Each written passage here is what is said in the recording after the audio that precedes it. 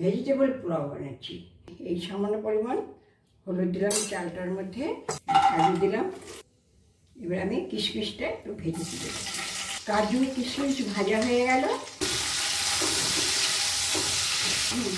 এর মধ্যে আলু দিলাম, বিনস দিয়ে দিলাম, গাজরটা একটু দিয়ে দিলাম।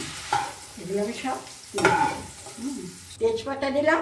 এই যে একটু হলুদ দেওয়া চালটা আমি দিয়ে দিলাম। আর জল হচ্ছে যতটা চাল তার ডবল জল।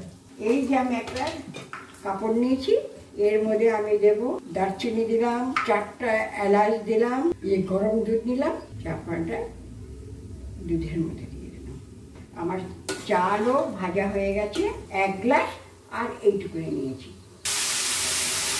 পরিমাণ মতো নুন দিয়ে দিলাম, মিষ্টি দেব 1 দিলাম, 2 দিলাম, 3 দিলাম, 4 দিলাম। ভেজে রেখেছিলাম সেই আনাজগুলো সব দিয়ে দিলাম। এইটাই তো দিতে হবে, তা নাহলে সেন্ট হবে কি করে। আচ্ছা, জাফরানটাও আপনাদেরকে দেখিয়ে দিচ্ছি। জাফরানটা দিয়ে দিলাম। ভেজিটেবল পোলাও একদম ঝরঝরে হবে, ডবল জল দেবেন। হ্যাঁ, পোলাওটা দেখুন একদম ঝরঝর ঝরঝর করছে, একদম ঠান্ডা হলে আরও ঝরঝরে হয়ে যাবে।